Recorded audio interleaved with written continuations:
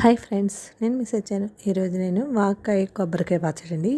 వాక్కాయలు ఇప్పుడు వచ్చే సీజన్ కదా, దీనికి చింతపండు మనం వేసుకోకుండా ఇలా వాక్కాయలను ఇలా యూజ్ చేసుకోవచ్చు. మనం ఒక కప్పు కొబ్బరికాయ ముక్కలు, ఒక కప్పు వాక్కాయ ముక్కలు, వాక్కాయలో పిక్కలు తీసి మనం లోపల పిక్కలన్నీ తీసి చిన్న ముక్కలుగా కోసుకొని గ్రైండ్ చేసుకోవాలండి. టేస్ట్కి తగ్గ మిరపకాయలు, ఎండుమిర్చి వేసుకొని అందులోనే పసుపు, ఉప్పు, టేస్ట్కి తగ్గ ఉప్పు వేసుకొని పంచదార ఒక స్పూన్ మీకు నచ్చితే వేసుకోవచ్చు, లేకపోతే లేదండి. మేము చిన్న పెసర వేసుకుంటే టేస్ట్ ఉంటుందని వేసుకున్నాను. ఇలాగ వేసుకొని మిక్సీ చేసుకోండి. మిక్సీ చేసి ఒకసారి బాగా మిక్సీ అయ్యాక అందులో కొద్ది కొద్ది నీళ్ళు వేసుకొని మిక్సీ చేసుకోండి. కొబ్బరి పచ్చడి ఎలా ఉంటుందో అలాగే మీరు చేసుకోండి. కొబ్బరికాయ పచ్చడి ఇలా చేసుకొని పక్కన పెట్టుకోండి. తాలింపుకి మనం తాలింపు గింజలు, మినపప్పు, ఆవాలు, జీలకర్ర, శనగపప్పు వేసి తాలింపు పెట్టుకోండి.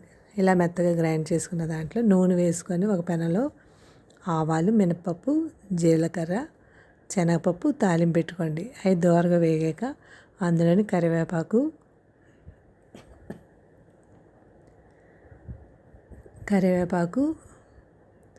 ఎండుమిర్చి వేసుకొని తాలింపు పెట్టుకొని ఇంగువ కొద్దిగా వేసుకొని వేయించుకోండి. వేగిన దాంట్లో మనం మిక్సీ చేసిన కొబ్బరికాయ ముద్ద అందులో వేసుకొని సిమ్లో 1 నిమిషం ఉంచి ఆపిడమేనండి. ఎంతో టేస్టీ అయిన వాక్కాయ కొబ్బరికాయ పచ్చడి రెడీ అయిపోయింది. మీరు ట్రై చేయండి. Thank you. సబ్స్క్రైబ్ చేయండి, లైక్ కొట్టండి, కామెంట్ పెట్టండి.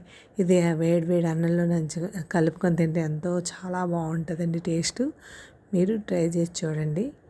చూసి ఎలాగుందో కామెంట్ సెక్షన్లో పెట్టండి, ఎలాగో వచ్చిందో. ఇప్పుడు వాక్కాయల సీజన్ కదండి, మనం వాక్కాయలతోటి ఆవకాయ పెట్టుకోవచ్చు, వాక్కాయ పప్పు పెట్టుకోవచ్చు. లోపల గింజలు తీసివ్వాలండి వాక్కాయకి. అదే పెద్ద పని అండి వాక్కాయలతో పని. అవి చేతికి చిన్నవి ఉంటాయి, దాంట్లో గింజలు కోసి తీయడం అంటే చాలా పెద్ద పనే. అది తీస్తే చాలా బాగుంటుంది టేస్ట్. అంతేనండి, మీరు ట్రై చేయండి. Thank you. సబ్స్క్రైబ్ చేయండి, లైక్ కొట్టండి, కామెంట్ పెట్టండి. బాయ్. వేడి అన్నంలో వాక్కాయ పచ్చడి వేసుకొని తింటే ఆహా, ఎంత టేస్ట్గా ఉందో తెలుసండి. అంటే నాకు ఒకళ్ళు చెప్పారండి,